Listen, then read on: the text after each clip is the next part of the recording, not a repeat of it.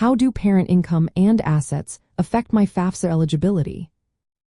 Imagine trying to buy a ticket to a concert, but the price depends on how much money your parents make and save. That's kind of how the free application for federal student aid, or FAFSA, works.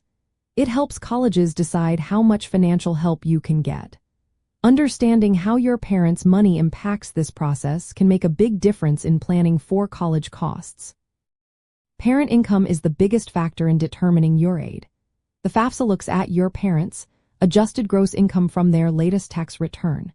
If you're filling out the form in full 2025 for the 2026-27 school year, you'll use their 2020 for tax information. The form adds up their untaxed income, then subtracts an income protection allowance. This allowance is a set amount meant to cover basic living expenses. After that, taxes paid are subtracted. The number left is called available income. A portion of this, usually between 22% and 47%, is considered available to pay for college. So, if your parents' available income increases by $1,000, your expected contribution could go up by as much as $470. Parent assets are also counted but have a smaller effect. Assets include savings, checking accounts, investments, and some college savings plans.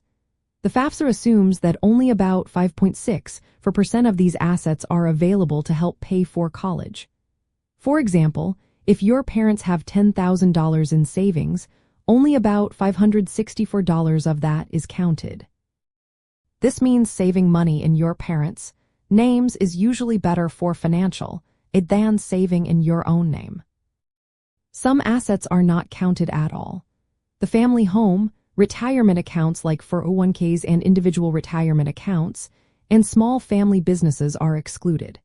However, if your parents own a 529 college savings plan, the value of that account is counted if they own it. The value of farms, businesses, and investments minus any debt must be reported. When the FAFSA combines your parents' available income and a small part of their assets, it calculates your student aid index. This number replaces the old expected family contribution. The lower your student aid index, the more financial aid you are likely to qualify for. A helpful tip is that income has a bigger impact on aid eligibility than assets.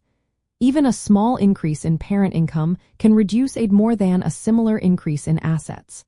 Also, assets held by parents are treated more favorably than those in the student's name. Money saved in a student's account is assessed at a higher rate, which can lower your aid chances. Remember that some assets, like retirement accounts and the family home, are not counted at all. Saving in these can help protect your aid eligibility. Filling out the FAFSA every year is important because many colleges and states use it to award their own grants and scholarships. Even if you think your family's income or assets might disqualify you, it's still worth applying. Some families worry that saving for college will hurt their chances of getting aid. In reality, assets only count at a small rate, so saving is usually better than not saving at all. Moving assets into the student's name can backfire because they are assessed at a higher rate. It's best to think carefully and maybe talk to a financial advisor before making big changes. In the end, parent income is the biggest factor affecting your FAFSA eligibility, with assets playing a smaller role. Knowing how these are counted can help you make smarter choices about saving and paying for college. Always complete the FAFSA because it's needed for most student loans and aid programs. If you have questions, your school's financial aid office can help you understand the process better.